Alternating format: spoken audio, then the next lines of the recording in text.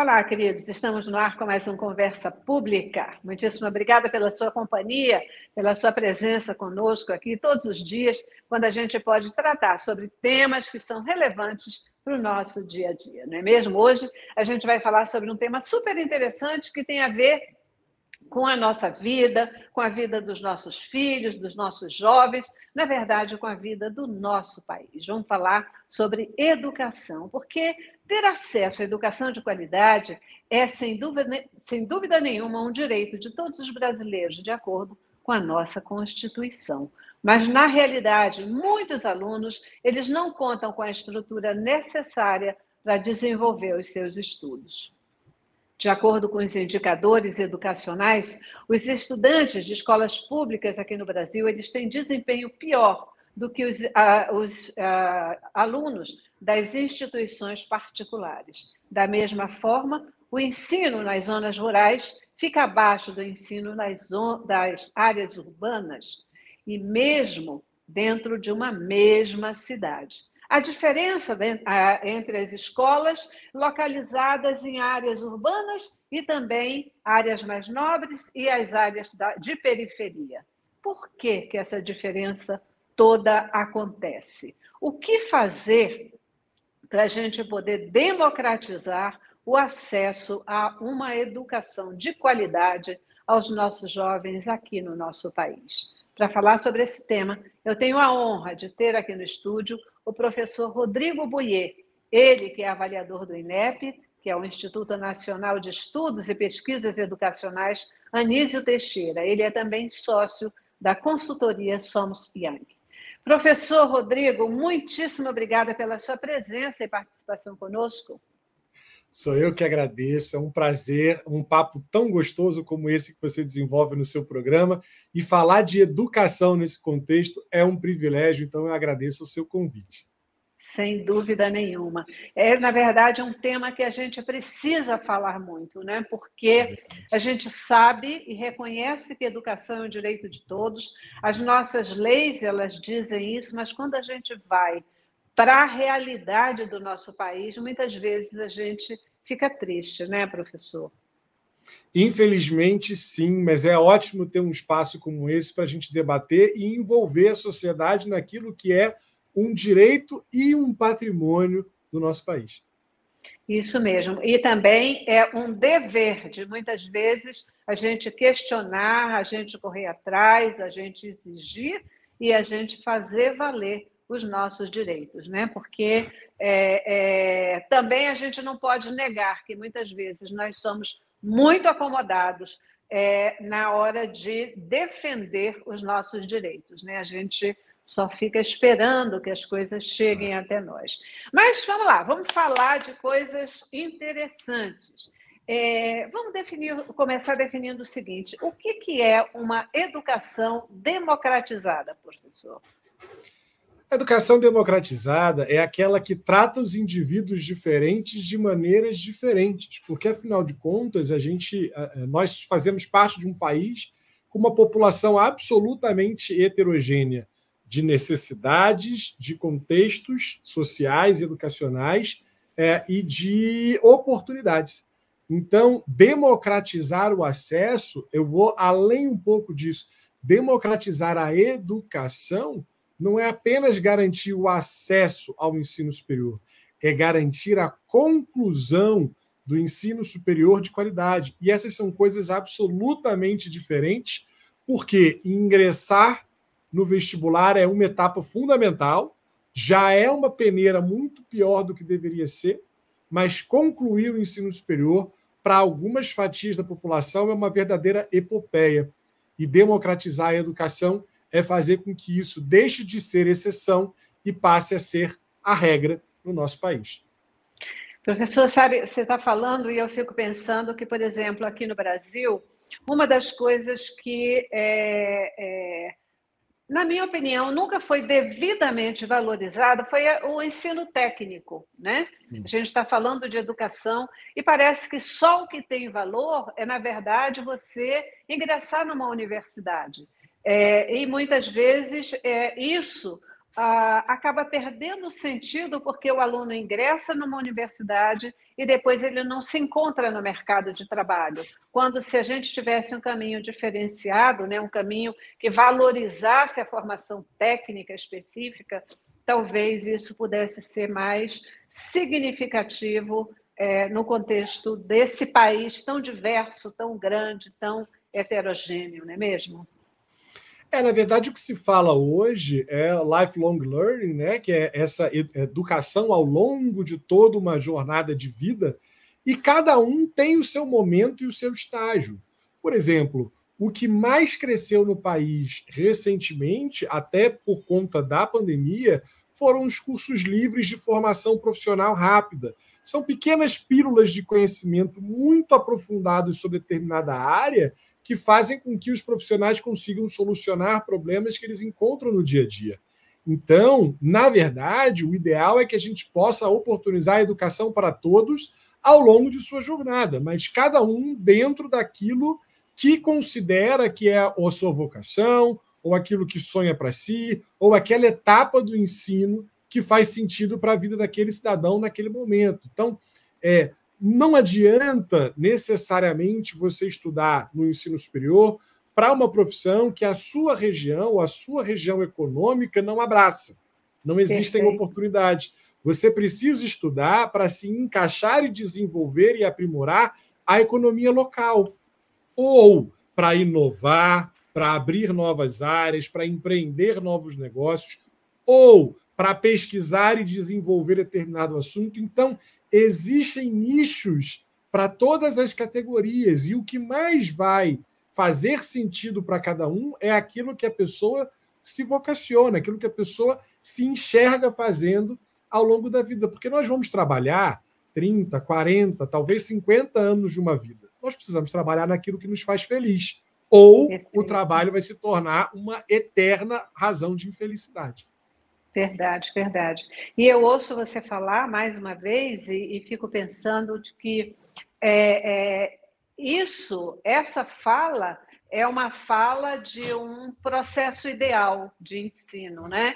Mas, na verdade, na prática, mais uma vez, a gente vê muitos jovens falando, se desencantando com o ensino porque eles não veem utilidade, eles não veem um significado em ficar tanto tempo estudando e não veem aplicabilidade daquilo que muitas vezes eles estão ali naquela escola, naquela universidade, fazendo, e depois, o que é que eu faço com tudo isso, né, que a gente estudou, que a gente aprendeu? Para que eu perdi esse tempo todo estudando essas questões todas, né? Então, a gente ter um ensino que ele seja realmente um ensino efetivo é super importante, é fundamental. E aí eu queria lhe perguntar o seguinte: qual é o grande desafio da educação nos dias de hoje, professor? Eu estou conversando aqui com o professor Rodrigo Bouillet, né? Ele está aqui trazendo para a gente uma reflexão sobre a democratização da educação aqui no nosso país, e agora eu quero ouvir o que ele vai nos dizer sobre qual é o grande desafio da educação nos nossos dias atuais aqui no Brasil. Olha, o desafio da educação, na verdade, eu não diria o desafio, eu diria os desafios da educação, não só no Brasil, como no mundo. Acho que o primeiro grande desafio é a gente se entender nesse novo contexto de vida que as pessoas estão oportunizadas a viver após a pandemia. Né? A gente estava fazendo uma discussão super rica a respeito do ensino técnico, o ensino superior, o ensino livre, o ensino profissionalizante, quais as formas de ensino, quando, na verdade, a discussão precisa ser em que momento cada um se aplica, por quê? Nunca, em nenhum momento, e isso é muito natural do jovem, o jovem tem pressa, o jovem tem pouca maturidade, o jovem ainda não enxerga tudo o que vai acontecer na vida dele, por isso que ele é jovem, né? Muita energia, mas na educação nada nunca se perde. Por exemplo, hoje o que mais se valoriza para vagas de elevadíssimo padrão na sociedade moderna não é exatamente a sua formação técnica, não é exatamente o conteúdo ou a especificidade do conteúdo que você sabe, mas a somatória das experiências que você aprendeu e viveu ao longo de uma vida. Então, a chamada profissão do futuro, que muitas pessoas tentam abrir ali, ligar a bola de cristal para entender o que vai ser das profissões no futuro, a profissão X vai existir ou não vai existir. A profissão no futuro, na verdade, é um mix de conhecimentos que cada indivíduo vai gerar de forma absolutamente diferente de um para o outro. Ganha no mercado de trabalho futuro aqueles que tiverem o melhor discernimento e a melhor capacidade de pegar todos esses conjuntos de informação que foram apreendidos ao longo de uma jornada de forma isolada e ligar os pontos. Esse é um grande desafio da educação, engajar os estudantes em cima de um conteúdo que pode ter uma aplicabilidade prática hoje, mas que amanhã vai ter um sentido completamente diferente. É por isso que cada profissional, ao longo de uma vida, ele se torna único, porque ele é moldado pelas experiências que ele viveu ao longo de uma vida de trabalho, que é também a soma dos conhecimentos que ele aprendeu em sala de aula. Então, esse imediatismo jovem, ele vai ser cada vez mais difícil da gente conseguir entregar enquanto educadores. Mas perceber que o conhecimento nunca é um desperdício, que esse é um investimento que tem retorno garantido, aí é a obrigação de todos nós.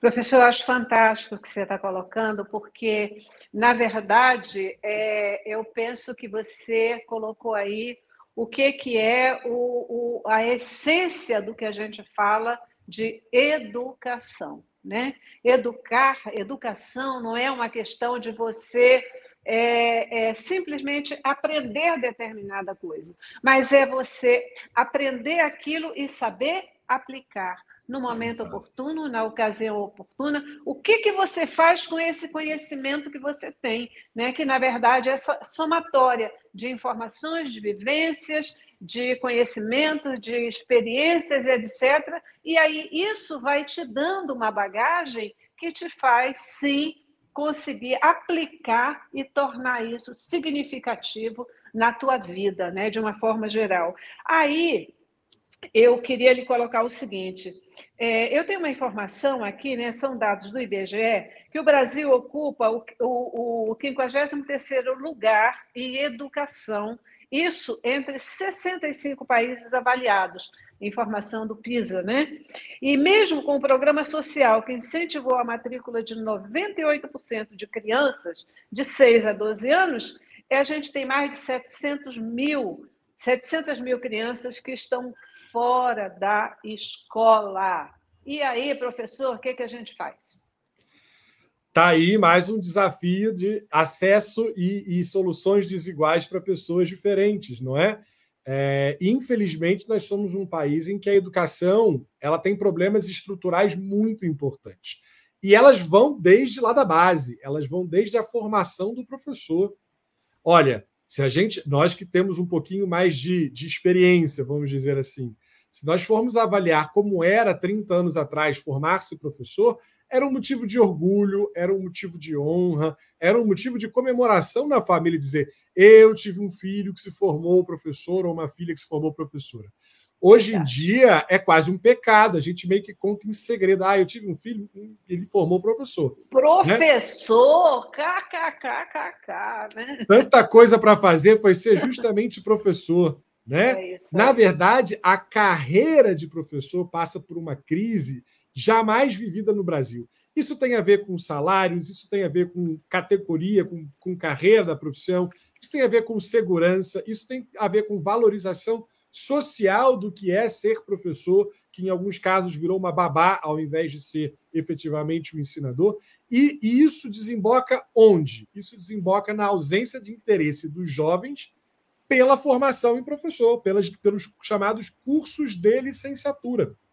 Então, nós hoje não temos no ensino básico nem de perto a média mínima do Plano Nacional de Educação de formação de professores nas áreas em que eles atuam. Então, o que acontece desde o ensino básico, e obviamente isso é mais agravado no interior, nas cidades mais distantes da capital, nas regiões mais pobres, desde a base, quem ensina não tem nem a formação, nem o conhecimento ideal para ensinar. Então, já daí, a gente começa a ter todo o desembaraçar dessa novena ruim que é a nossa classificação nos rankings educacionais quando a gente se compara com o mundo. E a partir daí eu vou falta de escola, falta de infraestrutura, falta de interesse da população, necessidade de mão de obra infantil em diversos lugares. Aí a gente vai passar por uma seara gigantesca de coisa, mas a origem é que nem o próprio professor que deveria estar lá apto, capacitado, motivado, engajado para fazer a diferença, nem ele consegue estar presente nessas condições. Então, o desafio da educação do Brasil ele é urgente, urgentíssimo e gravíssimo ao mesmo tempo. Talvez a gente tenha um apagão de professores, independentemente de qualquer coisa que a gente faça hoje, porque a formação de professor qualificado demora tempo. É verdade, né? Formar um professor não é uma coisa que a gente faz da noite para o dia. Mais lá atrás, e em alguns lugares isso ainda é uma realidade, o professor, especialmente o professor que do ensino básico, né? Tipo assim, ele gosta de criança, então é adequado para ser professor, né? Quando isso aí não é uma característica que seja determinante para o ensino, para o desenvolvimento de pessoas de um modo geral, né? Aqui, queridos, conversando com o professor Rodrigo Buyer, né? Ele que é também avaliador do INEP, que é o Instituto Nacional de Estudos e Pesquisas Educacionais, Anísio Teixeira, e é também sócio da consultoria Somos Yankee, né? A gente está conversando aqui sobre a democratização do ensino no Brasil. Professor, a gente tem, infelizmente, aqui no Brasil, um sistema de ensino que não é um programa de Estado, acaba sendo um programa de governo, né? Vem um governo, aí muda, vem outro governo, muda, vem outro governo, muda. E aí isso vai mudando e vai mexendo com a estrutura do processo de ensino como um todo, né? Quais são as perspectivas atuais para que se tenha uma consistência num programa de ensino significativo dos nossos jovens? Esse é um assunto muito difícil porque é uma questão cultural no Brasil, né? Quando a gente troca o poder, as instâncias de poder, ao invés de se fazer uma análise, se aproveitar o que funcionava no governo anterior para prosseguir, a gente prefere destruir e começar de novo. E como a educação não é feita de ciclos curtos de 4 anos, a gente está eternamente num recomeço. Eu acho que o que não pode faltar é esperança. Esse é o primeiro ponto. Então, o atual governo fala muito, debateu muito ao longo desse primeiro ano de Ministério da Educação, professora Denise, lá na CESUP, principalmente, da questão da formação dos professores e de transformar a carreira de professor numa carreira de Estado. Eu acho que, se por lei nós impusermos algumas evoluções que são necessárias ao país, a gente tem um ponto a mais, uma oportunidade a mais de não destruir uma política por conta de uma troca de governo. Isso precisa estar estabelecido em lei, isso precisa ser defendido pelos nossos congressistas, pelo nosso poder judiciário, toda vez que se pensar em fazer uma alteração. O que não pode se tratar é a educação como uma mera ferramenta de indução ou inclusão de filosofia A ou filosofia B na educação. Nós estamos falando de formação de pessoas. Isso significa que elas precisam ter acesso a tudo, inclusive A e B, mas não exclusive A nem exclusive B. Perfeito. E, infelizmente, a gente vê toda a vida, quando tem campanha política, quando vai ter uma nova eleição, os pontos que sempre são enfatizados, as promessas que vêm melhoria na educação, normalmente melhoria na saúde, etc. Mas a melhoria na educação sempre está colocada, né? A promessa de uma educação de qualidade, mas a gente não vê isso se transformando num dado de realidade. Quais as ações, no seu ver, além dessa questão da valorização do professor, podem promover uma melhoria no ensino aqui no Brasil? Excelente pergunta. Eu acho que, bom, de novo, vamos excluir a questão da formação do professor, que já está posta como condição sine qua non, né? Sem essa, a gente não avança. A gente precisa evoluir em qualidade de gestão. E quando eu digo gestão de todos os atores aí na esfera pública, federal, estadual e municipal. Porque em todas as pontas a educação sofre com a mesma problemática da formação do professor.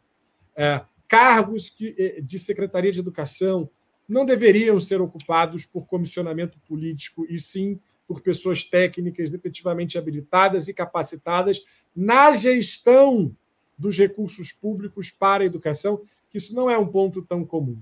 Então, melhorar a carreira docente, melhorar a capacidade de gestão de todos os pontos e desenvolver programas inovadores de metodologias atuais que façam chegar nas escolas, quaisquer que sejam, em qualquer lugar do país, formas de aprender diferente do que o giz e o quadro negro, que ninguém mais tem paciência para esse tipo de coisa. Não faz sentido um mundo tão tecnológico em que na palma da nossa mão tem um celular com todas as informações que a pessoa quiser acessar, com o dinamismo que a pessoa quiser acessar, e na sala de aula um professor ainda escrever lá no quadro branco com giz, eu falo, você escuta. Então, essa reformulação completa desde a base precisa acontecer. Mas ela precisa acontecer e ela tem que ser de uma forma invertida. Porque para eu ajustar a base, eu preciso ajustar o ensino superior, que são os professores, que são os gestores, que são os pedagogos que vão transformar essa base. E depois eu volto para lá. Portanto, investimento em ensino superior, na formação de professores, pedagogos, profissionais de educação, de qualidade e, de preferência, presencial, na escola, no cotidiano, vivendo o dia a dia da educação de verdade e não absolutamente online, como alguns cursos têm feito hoje em dia, é fundamental para que a gente transforme a base. E uma vez transformando a base, a gente traz a população toda a reboque com uma educação de um pouco maior qualidade. Perfeito, professor. Eu sempre fico angustiada, né? Ainda mais falando sobre educação, que eu adoro falar sobre esse tema também, né?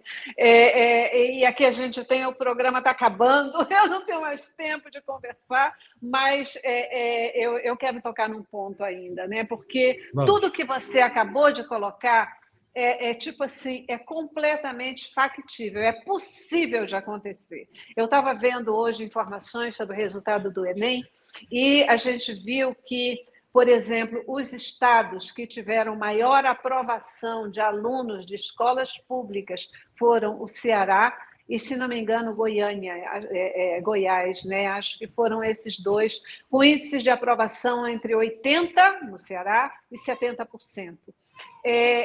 Com uma transformação de qualidade no ensino público ofertado a essas crianças. E a gente viu também que Rio de Janeiro e São Paulo tiveram os piores desempenhos, né? Os estados, vamos dizer assim, com maior riqueza, os piores desempenhos, com tipo 30% de aprovação desses alunos, né? Então, vontade política de fazer acontecer me parece fundamental, fundamental. Eu queria ouvir a sua opinião e aí a gente já vai caminhando para o encerramento do nosso programa. A sua opinião com o seu recado final para o nosso telespectador. Eu não tenho dúvida que a questão é a vontade política, é a continuidade do poder, é a continuidade de programas. A gente viu isso no Ceará. Aliás, isso trouxe o ministro da Educação para o posto onde está, né? O Ceará, mais uma vez, ensinando o Brasil como faz educação de base, de qualidade, né? E outros estados têm se mobilizado nesse sentido. Eu tenho visto algumas situações muito interessantes, como o governo do estado de Santa Catarina, com programa Universidade Gratuita, para a formação de professores de qualidade, entre outras coisas. Então, se cada estado entender, porque o governo federal é mais ensino superior, embora ele esteja atuando em todo o sistema. Se cada estado der subsídio para cada município para transformar a educação, não como um trending topics de política, como um modismo em ano eleitoral, mas como uma política efetivamente, uma necessidade de deixar legados desses governantes que lá estão, a gente vai conseguir, aos poucos, transformar o país. Mas se vier do governo federal, fica um pouco mais rápido. Verdade, verdade. Olha, eu acho que essa sua resposta agora, essa sua colocação agora é a melhor resposta para o que fazer para democratizar o acesso à educação de qualidade no nosso país. Muitíssimo obrigada, professor Rodrigo Boyer, pela sua presença e participação conosco aqui hoje. Eu que agradeço, foi uma delícia esse bate-papo. Muito obrigado, fiquem com Deus. Isso aí. Eu vou querer voltar a conversar sobre esse tema de educação, tá bom? Convite aceito. Maravilha. Obrigada, professor, e obrigada a você também que participou conosco. Até a próxima.